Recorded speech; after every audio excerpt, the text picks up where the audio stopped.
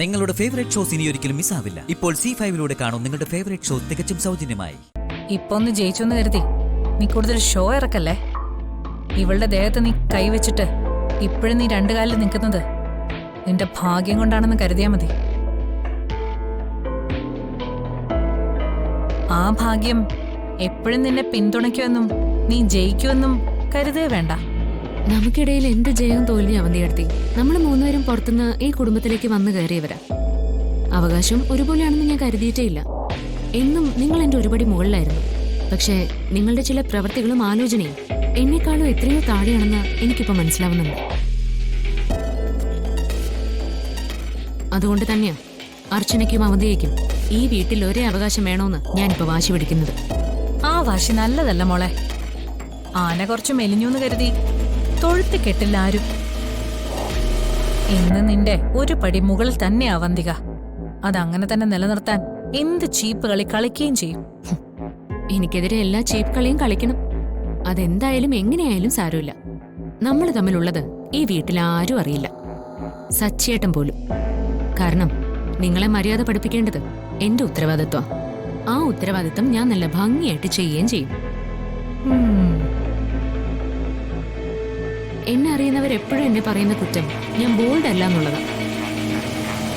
Bold ആകുമ്പോൾ ചിലപ്പോഴെങ്കിലും നമ്മുടെ ക്യാരക്ടറിന് വ്യതിയാനം സംഭവിച്ചെന്ന് വരാം. അത് സാരമില്ല. എന്നെ അറിയാവുന്നവർക്കറിയാം ഞാൻ എത്രമാത്രം കരഞ്ഞിട്ടാണ് ഇങ്ങനൊരു തീരുമാനം എടുത്തതെന്ന്. ഭഗവാൻ കൃഷ്ണൻ തന്നെ പറഞ്ഞിട്ടുണ്ട്, ധർമ്മം ജയിക്കാൻ കുറച്ചൊക്കെ അധർമ്മവും ആകാന്ന്. ഇനി അതിന്റെ വാല് പിടിച്ച അർച്ചന ഓരോന്നും ചെയ്യാൻ പോകുന്നത്.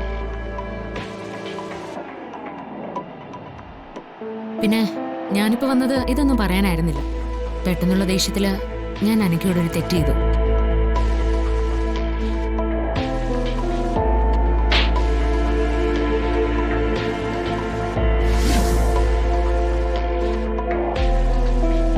അതിനൊരു സോറി പറയാൻ വന്നതാ.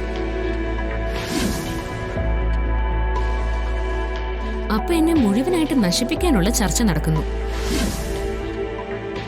അതുകൊണ്ട് തൽക്കാലം ഞാൻ ആ സോറി പറയുന്നില്ല. അത് പെൻഡിങ്ങിലിരിക്കട്ടെ.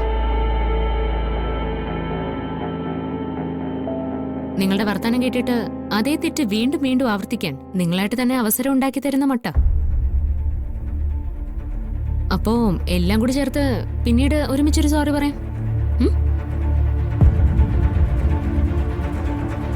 നീ ഒന്ന് നിന്നേ.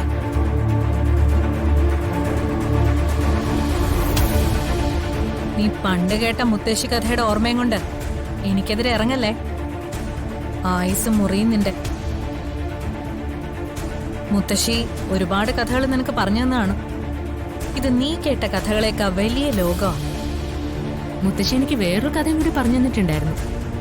ഒരു പെൺകുട്ടി നിസ്സാരമായിട്ടൊരു വിവാഹം മുടക്കുന്ന കഥ.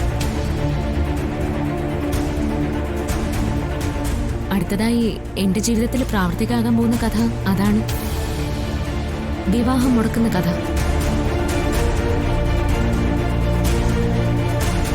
അതുകൊണ്ട് രണ്ടുപേരും ഒന്നുകൂടി ഇരുത്തി ഒന്ന് ആലോചിക്കുക, എന്നിട്ടിറങ്ങി പോരുന്നു.